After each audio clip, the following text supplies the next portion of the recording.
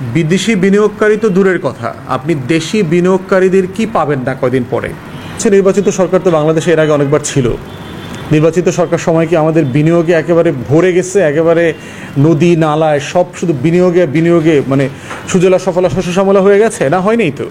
এই বিনিয়োগ সম্মেলনের সময় একটা আলোচনা এসছে যে অনির্বাচিত সরকারের সময় আসলে কোনো ব্যবসায়ী গোষ্ঠী আসলে বিনিয়োগ করবে কিনা, সেই বাস্তবতা আসলে আছে কিনা, এবং শুধুমাত্র নির্বাচিত সরকার হলেই কি বিনিয়োগ হবে কিনা। প্রশ্ন হচ্ছে, নির্বাচিত সরকার তো বাংলাদেশে এর আগে অনেকবার ছিল। নির্বাচিত সরকার সময় কি আমাদের বিনিয়োগে একেবারে ভরে গেছে, একেবারে নদী নালায় সব শুধু বিনিয়োগে মানে সুজলা সফলা শস্য শ্যামলা হয়ে গেছে? না, হয়নি তো। দ্বিতীয়ত হচ্ছে, আওয়ামী লীগের সময় নির্বাচিত অনির্বাচিত দুইটা সময় ছিল, কই বিনিয়োগ তো আসে নাই। এখন প্রশ্ন হচ্ছে যে বিনিয়োগ আবার একদলীয় সরকারের যেসব দেশে আছে এইসব দেশেও কিন্তু বিনিয়োগ হয়। চায়নাতে মানুষ বিনিয়োগ করছে না? চায়নাতে গণতন্ত্র নাই, চায়নাতে নির্বাচিত সরকার নাই, তাহলে চায়নায় কেন মানুষ বিনিয়োগ করছে? চায়নায় কেন ব্যবসায়ীরা যাচ্ছে? তাহলে মাথায় রাখতে হবে যে ব্যবসায়ীরা, বিনিয়োগকারীরা যেটা চিন্তা করে সেটা হচ্ছে আসলে আমার মুনাফা করার বাস্তবতা আছে কিনা। তার কাছে এটা ইম্পর্টেন্ট না যে বাংলাদেশে কী ধরনের সরকার আছে, সে নির্বাচিত কিনা, সে গণ অভ্যুত্থানের পক্ষে কিনা, সে গণ অভ্যুত্থানের বিপক্ষে কিনা, সে নতুন করে বাংলাদেশকে একটা ভিশনের জায়গাতে নিচ্ছে কিনা, বাংলাদেশকে সে কোথায় দেখতে চায় আগামী 20-30 বছর, এগুলো তার কাছে গুরুত্বপূর্ণ না। তার কাছে গুরুত্বপূর্ণ বিষয় হচ্ছে আমি এখানে বিনিয়োগ করব, বিনিয়োগের নিরাপত্তা আছে কিনা, আমি এখানে বিনিয়োগ করব, বিনিয়োগ করার পরে এটা বিক্রি করতে পারবো কিনা, এই মালটা আমি বেচতে পারবো কিনা লোকাল মার্কেটে, স্থানীয় বাজারে, এবং এখান থেকে আমি রপ্তানি করতে পারবো কিনা। এইটা হচ্ছে তার বিবেচ্য বিষয়। সেটা নির্বাচিত সরকার অনির্বাচিত সরকার, কোনো সরকারের আমলে এইটা গ্যারান্টি দেওয়া যাবে না। বিনিয়োগ বান্ধব পরিবেশটা হচ্ছে অন্য একটা বাস্তবতা। এটা নির্বাচিত সরকারের সময় থাকতে পারে, অনির্বাচিত সরকারের সময় থাকতে পারে। ইটালিতে যান, ইটালিতে দেখবেন যে প্রতি 2 বছর 2.5 বছর পর সরকার ভেঙে যায়, লম্বা সময় সরকার না। ইউরোপের বহু দেশে, লুক্সেমবার্গে, বেলজিয়ামে আপনি গেলে দেখবেন যে লম্বা সময় ধরে সেখানে তত্ত্বাবধায়ক সরকার চলছে, কেউ না কেউ দায়িত্ব নিয়ে দেশটাকে চালাচ্ছে, কিন্তু নির্বাচিত সরকার নাই, কিন্তু দেশে সব কিছু ঠিক মতো চলছে। অতএব সেই বাস্তবতা হচ্ছে আমাদেরকে মাথায় রাখতে হবে যে মোদ্দা কথা হচ্ছে বিনিয়োগকারীদের যে মুনাফা তৈরি করবার জায়গা সেটা আছে কিনা। বাংলাদেশে দেখেন, স্কয়ার এক্সাম্পল দেই, সে প্রতি বছর কয়েকশো কোটি টাকা, কয়েক হাজার কোটি টাকা তার এক্সট্রা প্রফিট হয়। এই টাকাটা সে বাংলাদেশে পর্যন্ত বিনিয়োগ করার তার কোনো জায়গা নাই। সে এখন কেনিয়াতে ফার্মাসিউটিক্যাল কোম্পানি করেছে, বাংলাদেশ ব্যাংকের অনুমতি নিয়ে করেছে, প্রপার প্রসেস ফলো করে ন্যায্যভাবেই সেটা করেছে। তাহলে সে কেন করছে? কেন সে 500 কোটি টাকা, 800 কোটি টাকা, 1000 কোটি টাকা বাংলাদেশের মার্কেটে বিনিয়োগ করতে পারছে না? কারণ বিনিয়োগ করবার কোনো জায়গা নাই, বিনিয়োগ করবার মতো নিরাপত্তা নাই। বিনিয়োগ করলে পরে তার যে পুঁজি এবং মুনাফা ফিরে আসবে তার কোনো নিশ্চয়তা নাই। অতএব সেই বাস্তবতাটা আমাদেরকে মাথায় রাখতে হবে যে আসলে সেইটা আমরা তৈরি করতে পারছি কিনা। তা না হলে যেটা হবে, বিদেশি বিনিয়োগকারী তো দূরের কথা, আপনি দেশি বিনিয়োগকারীদের কি পাবেন না কয়দিন পরে। এই রিয়েলিটিটাকে আমাদেরকে মাথায় রেখে আমরা যে চ্যালেঞ্জগুলোর কথা বললাম সেগুলো আমাদেরকে দেখতে হবে যে কিভাবে আমরা সেই বিনিয়োগের পরিবেশ তৈরি করতে পারি, আস্থা তৈরি করতে পারি। এবং বাংলাদেশে বিনিয়োগের জায়গা দেখেন যে বাংলাদেশে এখন চিরামুড়ি পর্যন্ত বিগ কোম্পানিগুলো দেখবেন, প্রাণ, রহিম আফরোজ, তারা চিরামুড়িটা পর্যন্ত প্যাকেট করে বিক্রি করছে। চিরামুড়িটা কেন ব্যবসাতে নিয়ে আসবে সে এই ফরম্যাটে? চিরামুড়ির ব্যবসা তো অন্য একটা জেনারেশন, অন্য একটা টাইপের লোকরা করে, হকাররা করে, ফেরিওয়ালারা করে, টং দোকানে করে। তাহলে কর্পোরেটরা কেন করছে? কর্পোরেটরা করছে 2 কারণে। কারণ এই বড় বড় ব্যবসায়ীদের আসলে ব্যবসা করার মতো আর কোনো জায়গা নাই, ক্ষেত্র নাই, এখন সে চিরামুড়িতে হাত দিচ্ছে। ক্ষতি যেটা হচ্ছে, প্রান্তিক যে ব্যবসায়ীরা আছে যারা গ্রামে গঞ্জে ছোটোখাটো ব্যবসা করে খাইতো, এগুলোকে কেন্দ্র করে তারা আসলে ক্ষতিগ্রস্ত হচ্ছে। তারা আসলে বোধ করছে যে আসলে আমরা বেকার হয়ে গেছি।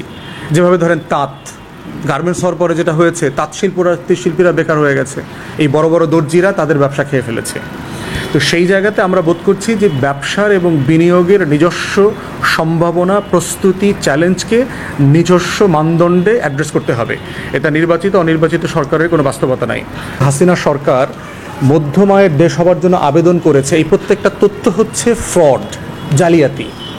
কোন কোন জায়গায় জালিয়াতি? প্রথম জালিয়াতি হচ্ছে আমার আসলে জনসংখ্যা কত আমরা জানি না, বলা হচ্ছে 16,90,00,000, কিন্তু আপনি যদি স্কুলে বাচ্চাদের এনরোলমেন্ট দেখেন, আমাদের ভোটার সংখ্যা দেখেন, টিকা কী পরিমাণ বাচ্চারা নিচ্ছে দেখেন, কী পরিমাণ স্কুল ড্রপ আউট হচ্ছে প্রাইমারি স্কুলে 6, 7, 8-এ, এর প্রত্যেকটা যদি যোগ করেন আমার জনসংখ্যা 16-17 কোটি হওয়ার কোনো কারণ নাই।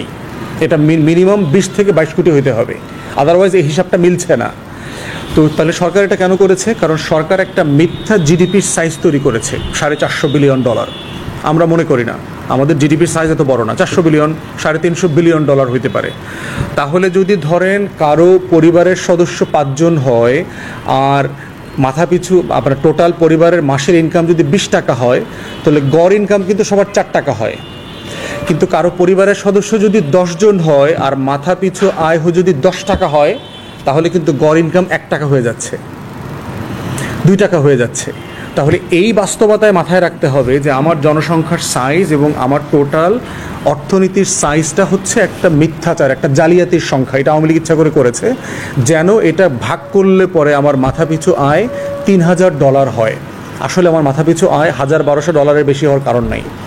দেশের 80% মানুষ দরিদ্র সীমার নিচে বাস করে। আপনি যদি সিপিডির হিসাব ধরেন, যে কোনো বাজার ইনফ্লেশনের প্রাইস হাইক ধরেন, ন্যূনতম পণ্য ক্রয় বিক্রয়ের বাস্তবতাগুলো ধরেন, আমার দেশের 80% মানুষ দরিদ্র সীমার নিচে বাস করে। তো এখন বিদেশি বিনিয়োগকারী কেন আসে? বিদেশি বিনিয়োগকারী আসে হচ্ছে 2-3টা কারণে। যে আমি যে দেশে যাচ্ছি এই পণ্যটা ওই দেশে কিনবার মতো অনেক লোক আছে, ক্রয় ক্ষমতা আছে, এমন অনেক কোটি কোটি মানুষ আছে। এখন আপনি ধরেন একটা বিদেশি কোম্পানি বাংলাদেশে এসে ফ্রিজ বানাবে, টেলিভিশন বানাবে, গাড়ি বানাবে। এই গাড়ি কেনার সক্ষমতা সম্পন্ন লোক কয়জন আছে? বাংলাদেশের সরকার বলছে এটা কোটি কোটি আছে, তার আসলে তো কোটি কোটি নাই, কয়েক লাখ হতে পারে। কয়েক লক্ষ মানুষ শুধু গাড়ির মডেল চেঞ্জ করছে, গাড়ির রাস্তায় গাড়ি ভরে গেছে। তো সেই জায়গায় দেখতে হবে জনসংখ্যার সংখ্যাটার সাথে ক্রয় ক্ষমতার সক্ষমতা একজন বিনিয়োগকারীর জন্য গুরুত্বপূর্ণ তথ্য। এই তথ্যে আমাদের ঘাপলা আছে, এবং এই মিথ্যা ঘাপলা দিয়ে আপনি লং টার্মে বিনিয়োগকারীদেরকে আকৃষ্ট করতে পারবেন না। কারণ তারা এটা 10টা সোর্স থেকে চেক করবে, টেস্ট করে তারা এখানে সিদ্ধান্ত নেবে। এরপরে দেখেন আমাদের জ্বালানি ঘাটতি আছে। আপনি যে বিনিয়োগকারী আনবেন, আমাদের নিজস্ব বিদ্যুৎই এনাফ না। যদিও কুইক রেন্টালের নামে বলা হয়েছিল আমাদের নাকি 29,000 মেগাওয়াট আছে, কিন্তু আমাদের 14-15,000 মেগাওয়াট উৎপন্ন হয় না প্রতিদিন। তাহলে আপনি যে এক্সট্রা বিনিয়োগকারীদেরকে আনবেন, তাদেরকে আপনি বিদ্যুৎ কোত্থেকে দেবেন? আপনার কোনো ইনফ্রাস্ট্রাকচার আছে? বাস্তবতা আছে? আপনার গ্যাসের ঘাটতি আপনার নিজের আছে। আমার এলএনজি আমদানি করে আমার বাসায় বাড়িতে কিনতে হচ্ছে। তাহলে আপনি যে নতুন ব্যবসায়ীরা আসবে তাদেরকে আপনি গ্যাসের লাইন কোত্থেকে দেবেন?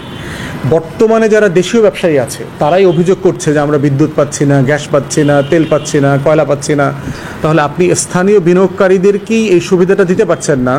বিদেশি বিনিয়োগকারীরা আসলে এই প্রেশারটা তো আরও বেড়ে যাবে, তখন এটা কী হবে? অতএব এই যে জ্বালানি অনিশ্চয়তা আছে সেটাকে তো অ্যাড্রেস করতে হবে, আমাদের এই চ্যালেঞ্জটাকে অ্যাড্রেস করতে হবে। আমাদের আর একটা সমস্যা আছে, দেখেন কর্পোরেট ট্যাক্স। বাংলাদেশে ধরেন ব্যাংক 40% পর্যন্ত ট্যাক্স দেয়।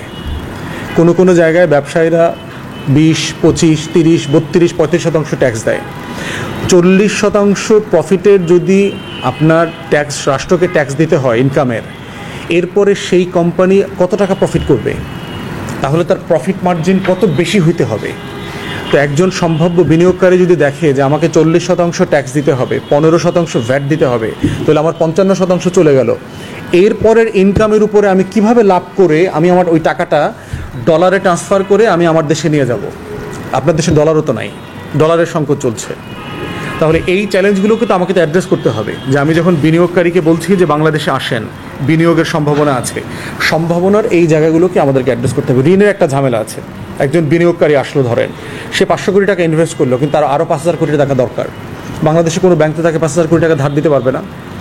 তাহলে ব্যাংক যদি তাকে ঋণ দিতে না পারে, সে যদি এলসি করতে না পারে, ডলারের বিনিময়ে বিদেশ থেকে কাঁচামাল আনবে, তাহলে সেই বিনিয়োগকারী কি লং টার্মে এখানে বিনিয়োগ করবে? সে যদি দেখে যে একই রকমভাবে আমি একটা জিনিস পণ্য তৈরি করলাম এত টাকা পয়সা খরচ করে, আগামী বছর নভেম্বর মাসের পরে আমেরিকান মার্কেটে ঢুকতে হলে আমাকে 27%, 25%, 37% শুল্ক দিয়ে ঢুকতে হবে, তখন বাংলাদেশে সে অলরেডি 55% ট্যাক্স ভ্যাট দিয়ে ফেলছে। এরপরে যদি তার আপনার আমেরিকার মার্কেটে আরও 20%, 25% দিতে হয়, তাহলে তার আসলে ব্যবসা বান্ধব বাস্তবতা আদৌ আছে কিনা? অতএব এই সকল রিয়েলিটিকে আমরা বলছি যে মধ্যমায়ের দেশের যে একটা ফাঁদ তৈরি করেছে বাংলাদেশ আওয়ামী সরকার, এখান থেকে যদি আমরা বের হয়ে না আসি, তাহলে যেটা হবে, আমরা ক্রমাগতভাবে এরকম সম্মেলন করব, টাকা পয়সা খরচ করে বিদেশিদেরকে আনবো, হাজার হাজার কোটি টাকা এগুলোর পেছনে খরচ করে দেখব দিন শেষে আসলে আমাদের খুব বেশি লাভ হচ্ছে না। কিন্তু এই জন্য আমরা অন্তর্বর্তীকালীন সরকারকে কোনোভাবেই ছোট করছি না, আমরা ধন্যবাদ জানাচ্ছি, সাধুবাদ জানাচ্ছি যে আপনারা এই উদ্যোগটা নিয়েছেন। কিন্তু এই চ্যালেঞ্জগুলো মাথায় রাখতে হবে যে বিনিয়োগ কেন বাংলাদেশে আসলে লং টার্মে আসবে না।